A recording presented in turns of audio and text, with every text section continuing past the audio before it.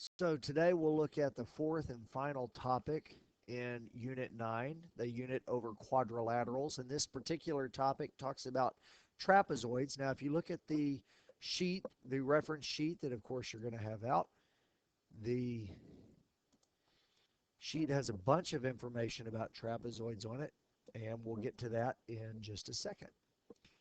So flip to page 20, and let's look at the warm-up to start with. We got a bunch of things on this warm-up.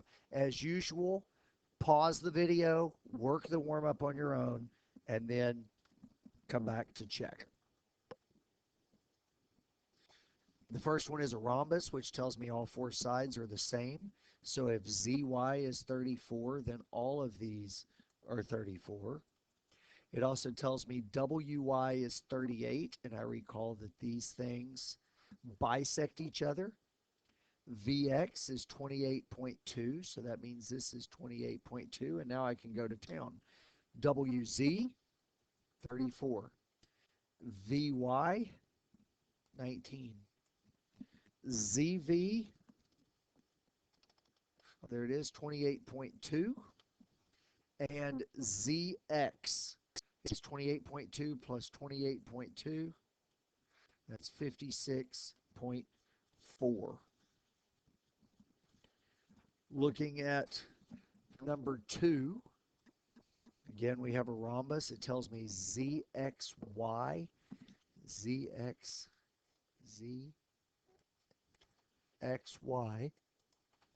is 34. That's this angle.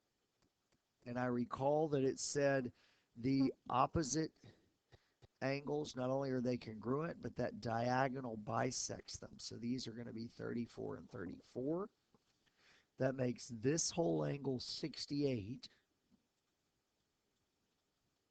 which makes this whole angle 112, which means this is 56.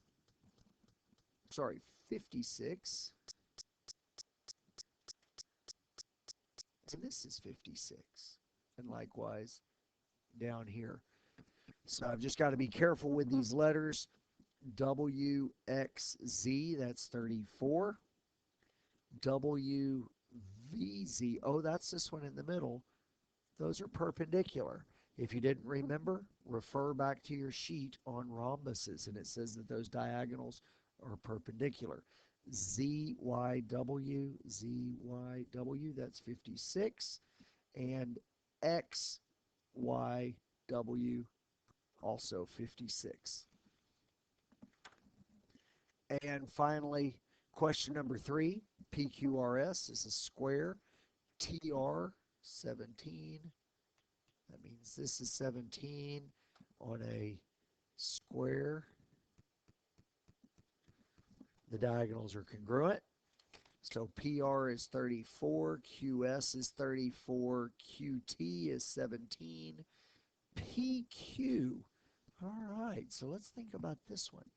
How are you going to figure out that angle up there? This is a great one. I'm going to let you ponder that one for just a second while we talk about the angles over here, and we'll see if this comes to you as we work on those. So PRS, this angle here, so the angles are 90 degrees. These are 90 degrees, but since it's a parallelogram, those angles are bisected. So this is 45. STR, this guy in here is a 90 degree. PSR, this angle is 90 degrees. And QPR is going to be 45 degrees. And again, these things are coming from your reference sheet. Use that reference sheet. So again, the question is, how am I going to figure out what PQ is? All right, well, what kind of triangle do we have right here? We have a right triangle. And so I can use Pythagorean theorem here. This side is going to be C. It's the hypotenuse. It's opposite those. So Pythagorean theorem is going to say 17 squared plus 17 squared equals C squared. So 17 squared is 289. And just to show you this on the calculator, here's what I've done. It's 17 squared, and then I've got another 289. And so the left side of this is going to be 578. And so now I need to take the square root of 578. It's 24.04. So a little creative use of the Pythagorean theorem here helped me figure out that other side. In this unit, we're going to use the properties of trapezoids to solve problems. So look back at page 14 in your notebook, and this will fall in line with the stuff that we saw on the property sheet, so you want to have that handy as well. All right, now you'll recall this unit, in fact, I could go back and show it to you like this. This unit is all about quadrilaterals, four-sided objects. We spent a lot of time talking about parallelograms and different types of parallelograms like rectangles, rhombuses, and squares. But today we're talking about something that's not a parallelogram, it's a trapezoid. And in a trapezoid, we've only got one pair of parallel sides. It's still a quadrilateral, it's got four sides, but only one pair of sides are parallel. So in this example, they've given you these two little marks here, so I know that the top and bottom are parallel to each other. And it's asked me to find these other two angles. So how do I do that? Well, let's refer back to the reference sheet. And if I look at the trapezoid up here, it says I've got one pair of opposite sides are parallel, and consecutive angles are supplementary. Consecutive angles between the parallel lines are supplementary. So let's go back to this sheet here. And the reason they're supplementary is if I think about this side and this side, those are parallel, and here's that transversal. So this side or that angle and that angle are going to be supplementary. So that angle down there is 180 minus 87. So that angle is 93. And then likewise, with this angle and this angle are going to be supplementary. So that one's 129. And so I get that angle K is 129 and angle M is 93.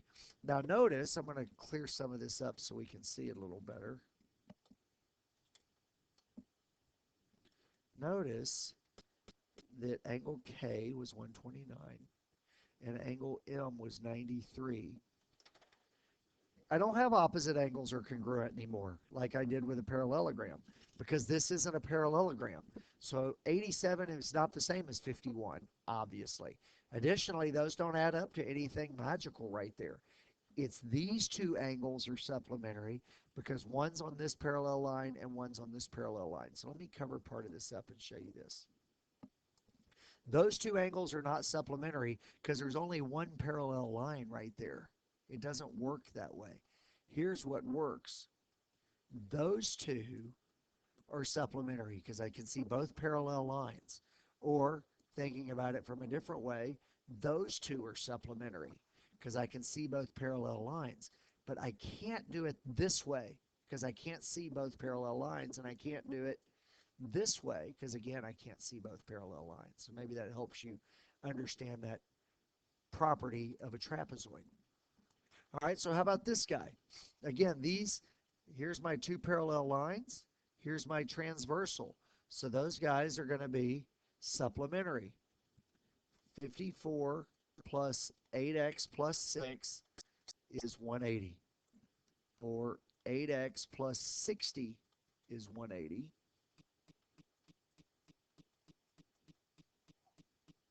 Eight x is 120. And if you're not comfortable doing this in your head, use your calculator. That's fine. So I had 180 minus 60, and now I need to divide it by 8 to find that x is 15.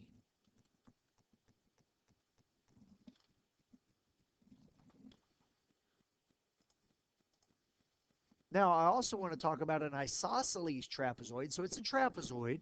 Same thing applies. I've only got one pair of parallel sides.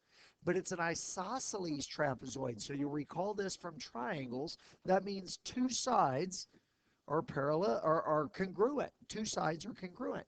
Now, with an isosceles trapezoid, it's the sides that are not parallel that are congruent. So look at this example. The top and the bottom are parallel, so it's the left and the right that are congruent. The side that's not parallel are the sides that are congruent. Now we've got some different properties for these. So look back at your property sheet and notice we've got an isosceles trapezoid. They've drawn it down here. The bases are called the sides that are parallel are called the bases. And I should have mentioned this before because that's also true for a regular trapezoid. So on this right here, the two things that have the arrows on them, those are called the bases. These other two sides are called legs. So even if we chose to rotate this, it's the things with the arrows on them that are the bases. So here, these two sides are the bases. The top and the bottom are the legs. So I'm going to write that on here. This is a base. Sometimes it's called base 1 and base 2. And these are legs. Okay, now with an isosceles trapezoid, the legs are the ones that are congruent to each other. Angles are the things down there. Base angles are the things down there next to the base. These are also base angles up here at the top. It's just for the other base. So here's some characteristics or properties about isosceles trapezoids. Same thing as a trapezoid, but now it tells us the non-parallel sides are equal. And I have consecutive angles between the parallel lines are supplementary. That's just like before. But opposite angles are also supplementary because the base angles are congruent. The base angles are congruent. So, all right, Coach, what are you telling me? Here's what I'm telling you. The base angles are congruent. So if that's 47, that's also 47 because those two angles are congruent base angles.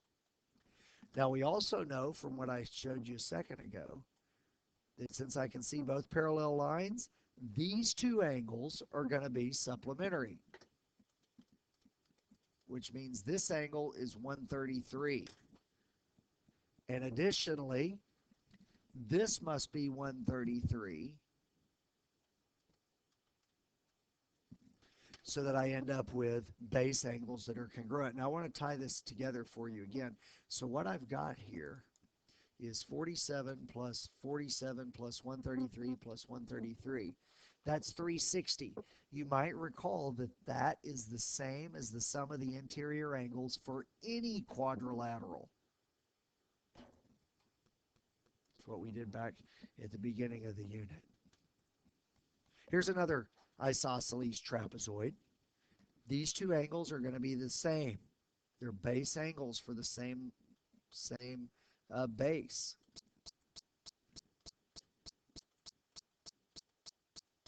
So that's 3x. Add 12 to each side. That's 39. Divide by 3.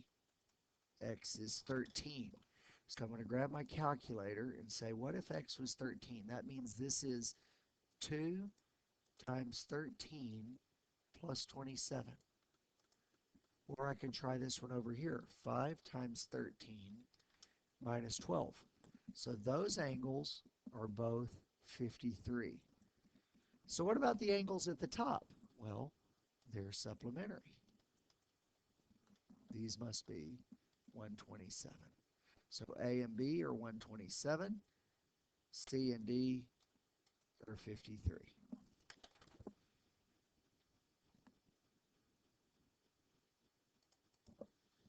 Example 3. It looks kind of similar, but if you notice on example 2, they gave me angles along the same parallel line. These are on different parallel lines. So these two angles are supplementary. 10x minus 33 plus 4x plus 17 is 180. You got to pay very close attention to whether or not they're congruent or supplementary.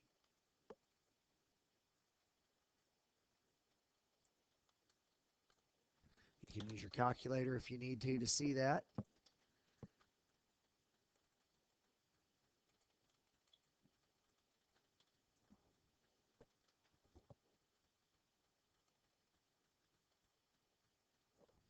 So x is 14.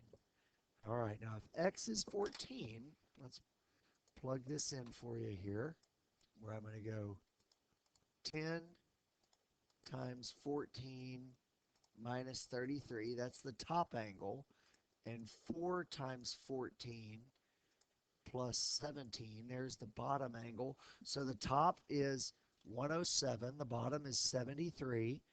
That means those are both going to be 73, and those at the top are the base angles there. Those are 107. So I got these two are 107, these two are 73. Again, this is because of a fact of an isosceles trapezoid. So this concludes the new material for this unit, for Unit 9. Please refer to the reference sheet to understand those properties to help you determine when angles are congruent, when sides are congruent, when diagonals bisect each other, and what type of angles they might form. Good luck. I have confidence in you. And as always, if you have any questions, email your teacher or go back and look at this video again.